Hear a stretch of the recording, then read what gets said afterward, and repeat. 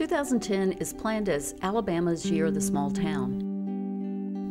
This is a rightful celebration of one of Alabama's great assets and the potential for supporting a long-term, sustainable economic engine, a network of distinctive historic small towns that can drive tourism, the incubation of hometown businesses, our ability to attract retirees, industry, and a strong workforce, our ability to create a special Southern quality of life that is true to Alabama the Beautiful.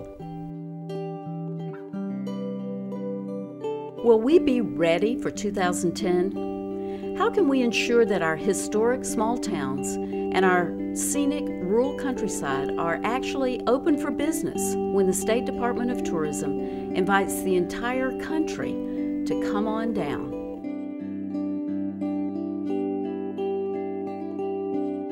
A wide-ranging group of Alabama partners led by Your Town, Alabama, have been working for 10 years to create the necessary tools for citizen leaders, civic leaders, and small towns to succeed in creating the highest quality of life in Alabama and to develop the resources that will help us capture our significant assets.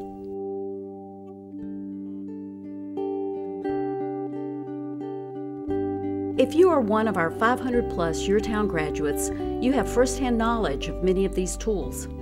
If you're a citizen leader who wants to make a difference in your community, you too can benefit from the assets-based methodology of looking at your community and planning to succeed.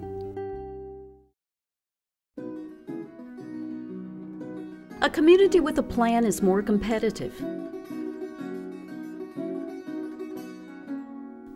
A community with a plan can channel resources to the best advantage of everyone and can leverage resources for the best long-term benefit.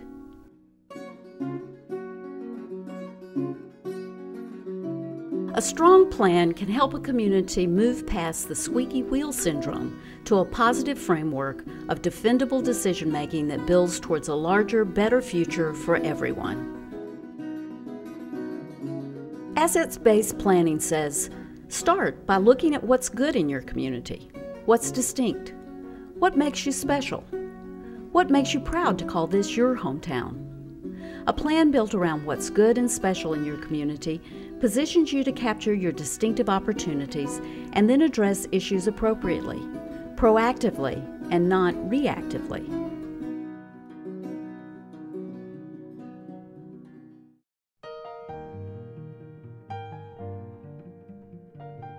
What are assets? In Alabama, we're not always used to seeing our assets. We're quick to see and acknowledge our problems, but it's time we began to see, acknowledge, and celebrate just how special we are. Alabama has incredible scenic beauty, remarkable history, from Native American to Civil War to civil rights. Farmlands, forests, rivers, famous sons and daughters, and a host of historic small towns. We are the second most biodiverse state in the lower 48, the second most forested, and have so many rivers we felt compelled to illustrate them on our state seal. Alabama is the heart of Dixie in almost every way, from geographic to cultural, and with a growing potential to be the economic heart of the Southeast.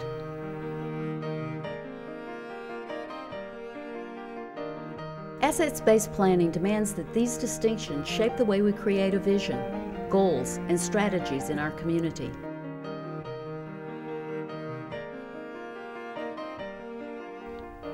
Start by making a list of what's good, literally.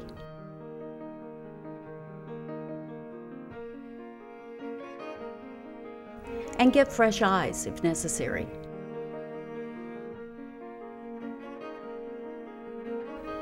Valley, Alabama, one of Alabama's great success stories, didn't know they had the Chattahoochee River. It had always been the back door of the community. It was the power source for their textile mills, dangerous because of flooding and because of unsavory elements on the river, and often literally out of sight, out of mind, since the only two places you could see the river in town were from the hospital or from the cemetery. You had to be sick or dead to see the Chattahoochee day to day. After solid assets-based planning and some fresh eyes from Auburn University's Urban Studio, Valley now lists the Chattahoochee as one of their most important opportunities, along with their historic mill villages, schools, rails to trails, and significant location at the gateway to Alabama on the I-85 corridor. There are three categories of significant assets to survey and perhaps reconsider as economic engines for your community. 1. Natural assets. Scenic beauty, lakes, rivers, and mountains can all be part of an economic plan that builds beyond the traditional outdoor activities of hunting and fishing to include ecotourism, hiking, biking, canoeing, and birding. 3 years ago, birding contributed over $3 billion to our national economy. That's actually more than football. And Alabama is on the migratory route for most of the birds on the eastern seaboard. Economic development based on our natural resources in ways that protect, celebrate, and appropriately access can't be outsourced.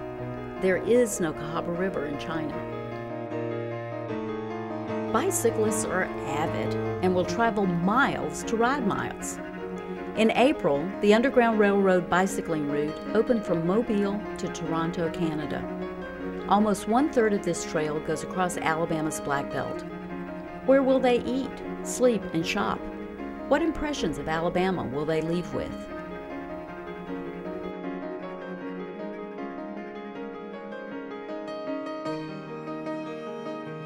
Two, historic cultural assets. We know that cultural tourists stay longer and spend more money than any other tourist. They, like many travelers, are looking for distinct places to visit, to linger, and to tell their friends about.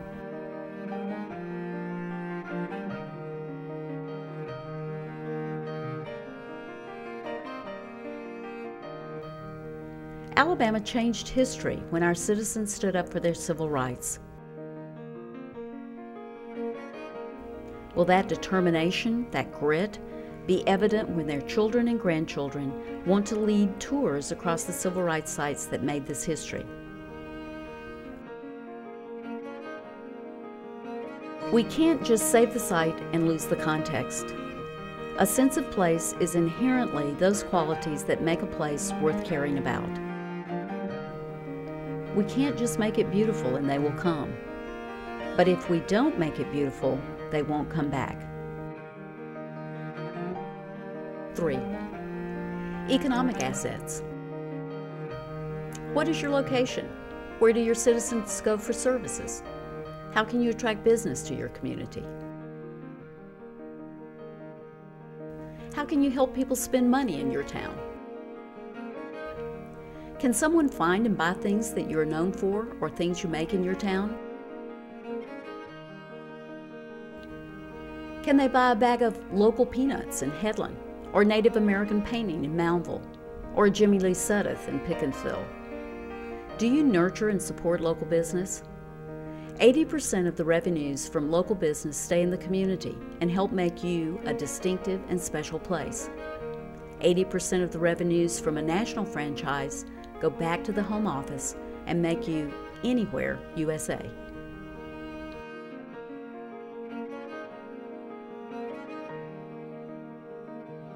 These assets can become the basis of a physical and economic plan that can shape your community.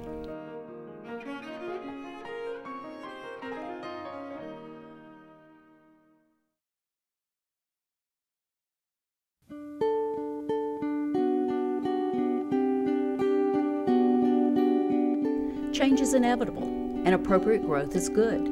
It's not whether we should grow and develop, but how we grow. Progress should not demand a degradation of our physical surroundings.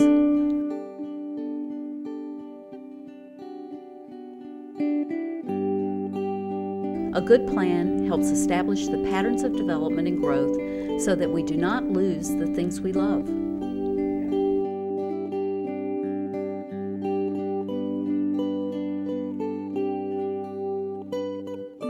Components of the physical plan should focus on the heart of your community, your historic downtown. Celebrate it. Create an organized management of downtown that follows the principles of Main Street or any good shopping center, with collective promotion, recruiting, advertising, consistent and common hours of operation, special events and destinations that anchor the downtown. Give people a reason to go downtown and spend time and spend money. Make it pedestrian friendly with good street parking that is for paying customers, not shop owners and employees, well-lit sidewalks, handsome storefronts, walking distance to housing, schools, and churches.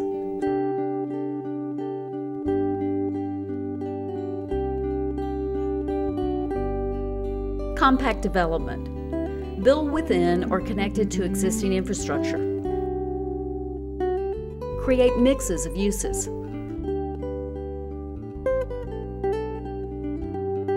A variety of housing types in context with one another.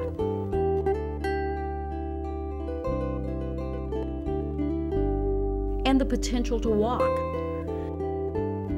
A Georgia Tech study shows that if people are provided with good places to walk, they will use their cars 30% less. In Mountain Brook, when a sidewalk greenway system connected to their villages, sales went up 20%.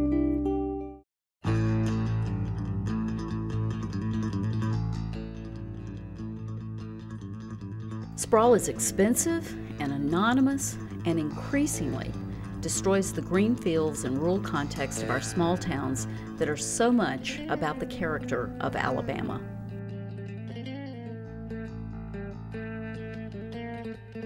Connectivity. Creating grids of streets reduces congestion, makes for stronger community engagement, and provides a stronger potential to walk, bike, and interact. Neighborhoods developed around a traditional grid of streets and sidewalks build social connectivity, and with good street design, we can be good for the environment, good for the economy, and good for the community. With a street that is 24 foot wide versus the 40 feet of current developments, we have less paving, less runoff, less point source pollution, less environmental impact. Less paving also means cheaper for the developer to build by $3,000 to $7,000 per house, so lower house prices and/or more profit. And because the street is narrower, drivers naturally go slower, so safer for kids. Good for the environment, good for business, good for the community. And if you add or keep trees, you increase the property values, lower the utility costs. Money really does grow on trees.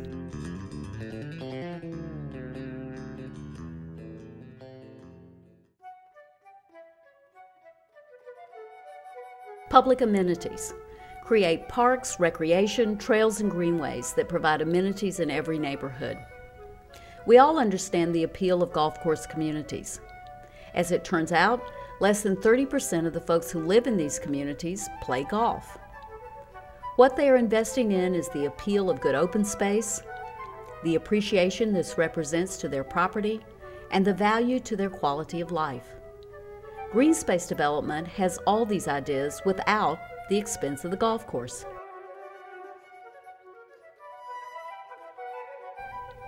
A greenway and trail system, on the other hand, can be found land in floodplains or right-of-ways, places that are not good for building. And they are relatively inexpensive, add tremendously to your community and neighborhoods, and are generally used by upwards of 60% of your community for biking, hiking, rollerblading, walking. Walking is available to all ages and all fitness levels for the cost of a pair of sneakers.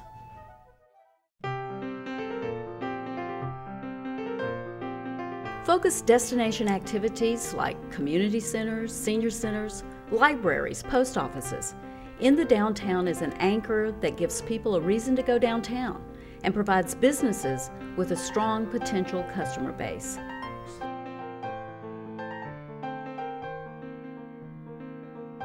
Legibility.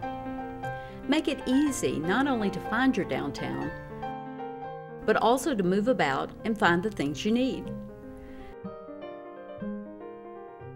Many small towns have poor or missing signage and patterns of streets. It is particularly important to help visitors find you in your local restaurants and shops. McDonald's will not only tell you one of their restaurants is nearby, but also how close. Many folks would choose a local eatery with specialties of the area if they had equally good information. Many towns in Alabama are always fixin' to get ready to. That is so Southern, and that's 3 layers of procrastination. It's time to get past fixin' and move towards capturing our potential in Alabama. Get a plan. Bear Bryant said, "It's not the will to win, but the will to prepare to win that makes the difference."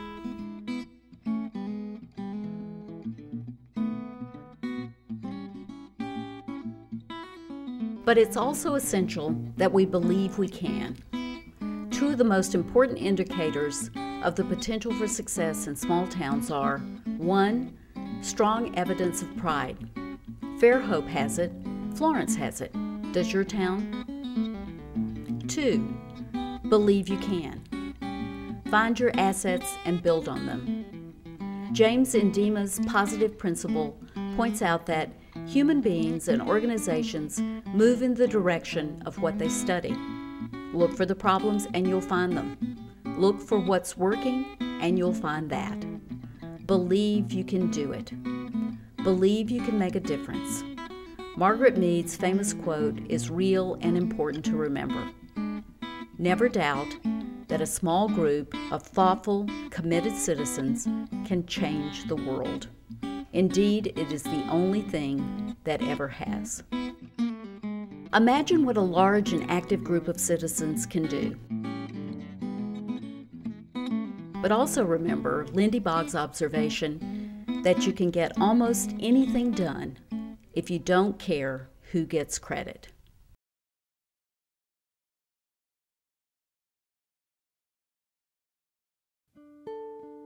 Simple things you can do. Create an inventory of your assets.